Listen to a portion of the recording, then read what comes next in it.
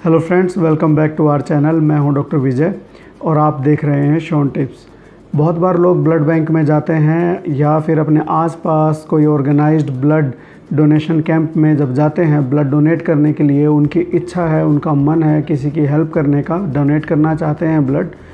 जब blood donate करने की बारी आती है तो पूरा डिटेल में पूछा जाता है, मेडिकल हिस्ट्री, पर्सनल हिस्ट्री, कौन सी दवाई ले रहे हैं, कोई पुराना इलाज तो नहीं चल रहा, किसी भी तरह की कोई इन्फेक्शन तो नहीं है। जब पूरी डिटेल पता करने के बाद में बहुत सारे ऐसे लोगों को ऐसा बोला जाता है कि आप ब्लड जो है हम आपका नहीं ले पाएंगे, आप ब्लड डोनेट नहीं कर पाओगे। आज ही नहीं बल्कि आपको कभी भी ब्लड डोनेट नहीं करना चाहिए। तो लोगों को मायूसी हाथ लगती है, उनको बुरा फील होता है कि वो ब्लड डोनेट नहीं कर सकते हैं।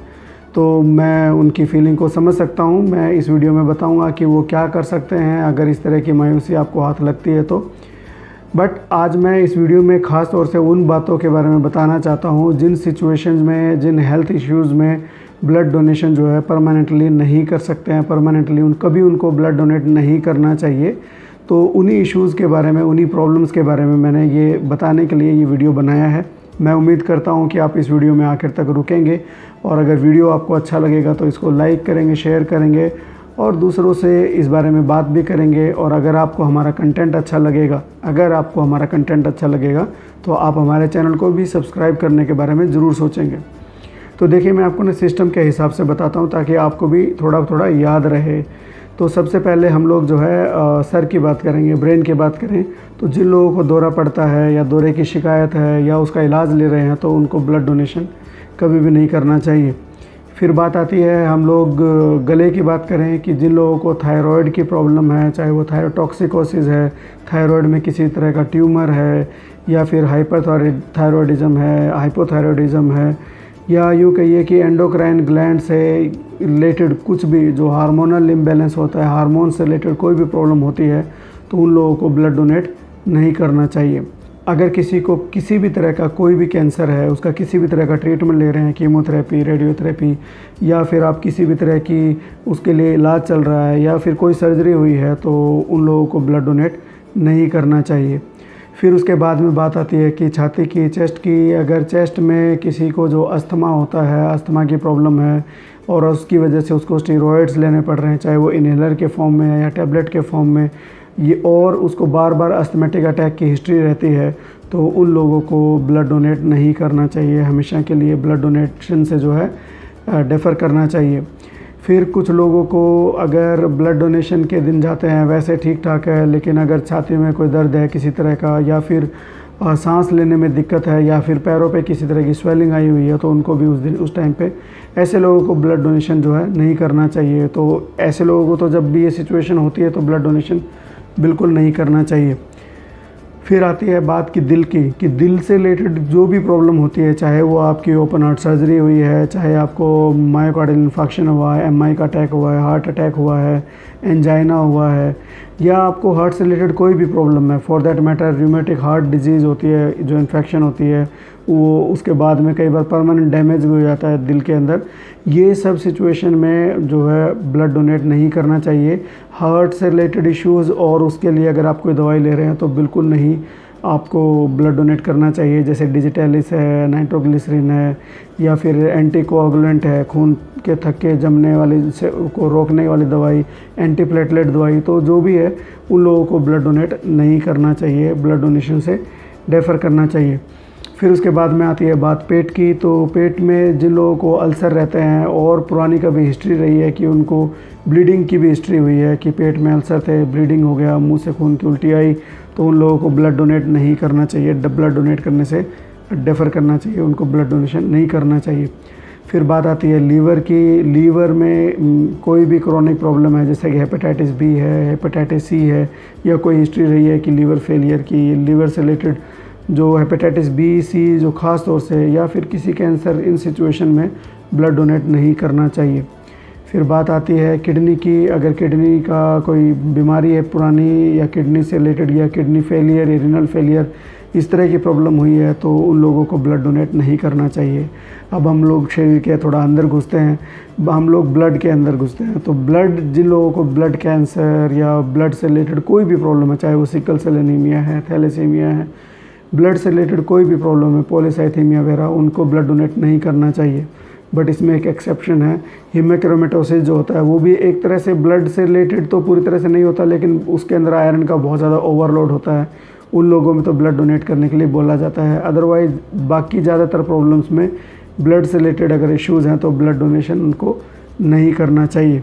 अब कि ब्लड की भी बात हो गई, अब इसके बाद बात करते हैं कि अगर किसी का ऑर्गन ट्रांसप्लांटेशन हुआ है, कि जैसे कि गुर्दे के ट्रांसप्लांट हुआ है, तो उन लोगों को जो है ब्लड डोनेशन नहीं करना चाहिए। या स्टेम सेल ट्रांसप्लांटेशन हुआ है तो उन लोगों को ब्लड डोनेशन नहीं करना चाहिए। उनका ब्लड जो है डोनेशन के टाइम जाएंगे तब लेंगे भी नहीं।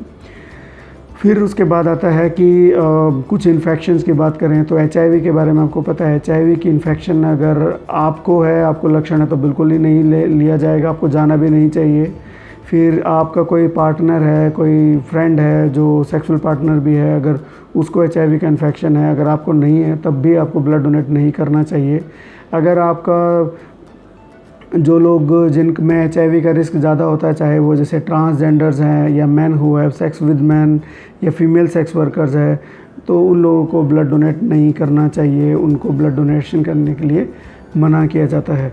अब जब बात आती है कि इन्फेक्शन की, तो इन्फेक्शन में HIV मैंने आपको बताया, उसके अलावा सिफिलिस, गोनोरिया, लेप्रोसी, लेशमेनियासिस एक तरह के मक्खी टाइप की एक काटने वाला वो होती है, उसकी वजह से इन्फेक्शन होती है। तो लेशमेनियासिस के केसेस अगर हुए होते हैं तो उनसे भी ब्लड डोनेशन के लिए मना किया जाता है, उनसे भी ब्लड डोनेशन नहीं लिया जाता है। इसके बाद आती है ऑटो इम्यून डिजीज़। वैसे ऑटो इम्यून डिजीज़ आम पब्लिक को तो ज़्यादातर उसका नाम नहीं पता होता, लेकिन जिसको होती है उसके पूरे परिवार को, रिलेटिव्स को, जो क्लोज रिलेटिव्स उनको नाम भी पता होता है। SLE, systematic lupus erythematosus, rheumatoid arthritis, ankylosing spondylitis, इन मरीजों को जो है ब्लड डोनेट नहीं करना चाहिए।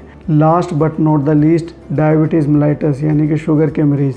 अगर आप शुगर के पेशेंट हैं और आपको इंसुलिन चल रही है या फिर आप दूसरी दवाइयाँ खा रहे हैं, लेकिन उसके साथ में वो शरीर के कोई दूसरे अंग पे भी प्रभाव पड़ा हुआ है, जैसे गुर्दे पे है, ब्रेन पे, हार्ट पे, किसी भी तरह का प्रभाव डायबिटीज़ की वजह से पड़ा है, तो आपको ब्लड डोनेट नहीं करना चाहिए। इसका सिंपल सा फंडा ये है कि अगर आपका डायबिटीज़ ढंग से कंट्रोल नहीं है और आपको डॉक्टर इंसुलिन पर जाने के लिए बोल रहे हैं, तो ऐसे मरीज़ों को ब्लड डोनेशन नहीं करना चाहिए। लेप्रोसी के केसेस को भी ब्लड डोनेशन करने के लिए मना किया जाता है, उनको भी ब्लड डोनेट करने के लिए नहीं बोला जाता।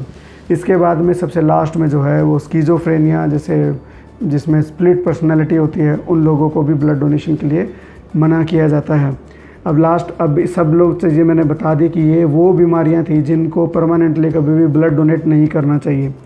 कर क्या सकते हैं, बहुत सारे ऐसे लोग होते हैं जो लोग पुरानी बीमारी से, लंबी बीमारी से ग्रसित होते हैं, उनका दिल भी कहीं ना कहीं वैसा हो जाता है कि मैं खुद तो बीमार हूँ, मैं कुछ ऐसा करूँ जो दूसरे लोगों की हेल्प हो सके। तो ब्लड डोनेशन एक ऐसा माध्यम है जिसके ज़रिए लोग दूसरे लोगों की हेल्प करना चाहते हैं, दूसरे लोगों की जान बचाने का सुकून जो है हासिल करना चाहते हैं।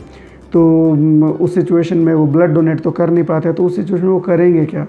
देखिए, ब्लड डोनेट करना एक पार्ट है, बट ब्लड डोनेट करने के लिए दूसरों को मोटिवेट करना बहुत इम्पोर्टेंट है। अगर आप चाहते हैं तो आप अपने एरिया में कुछ इन्फ्लुएंशियल लोगों के साथ मिलके ब्लड डोनेशन का वॉलंटरी ब्लड डोनेशन का कैंप ऑर्गेनाइज़ करवा सकते हैं। आप कम से कम अपने आसपास के एरिया में, अपने फ्रेंड सर्कल में लोगों से बात कर सकते हैं, उनका ब्लड ग्रुप पूछ सकते हैं कि उनका कौन सा ब्लड ग्रुप है।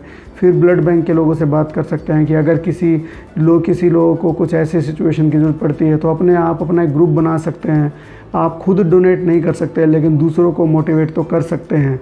जो इच्छा आपके अंदर डेवलप हुई है तो आप दूसरे लोगों में भी वो डेवलप करवा सकते हैं कि चलिए हम सब लोग ये एफ़र्ट लगाते हैं, तो उससे आपके मन को भी अच्छा लगेगा कि मैं डोनेट नहीं कर सकता हूँ या कर सकती हूँ तो क्या हुआ, मैं दूसरे लोगों को मोटिवेट कर सकता या कर सकती तो हूँ। तो ये चीज़ आप अपनी लाइफ में ज़रूर कर सकते हैं। तो मैं उम्मीद करता हूँ कि ये वीडियो आपको अच्छा लगा होगा, और अगर अच्छा लगा होगा तो शेयर कर दीजिएगा, और जो है इस वीडियो को लाइक भी ज़रूर कीजिएगा।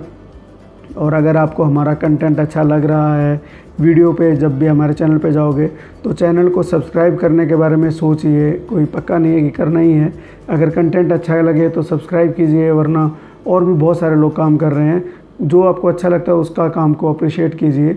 तो अगर आप हमारे साथ जुड़े रहना चाहते हैं तो सब्सक्राइब करके बेल नोटिफिकेशन दबा सकते हैं, ताकि हमारे जो वीडियो जैसे ही अपलोड हों तो आपको पता लग जाए कि हमने अपलोड किया और आप नॉलेज बढ़ा सकते हैं। So thank you so much दोस्तों, मैं हूं डॉक्टर विजय और आप देख रहे थे शॉन टिप्स।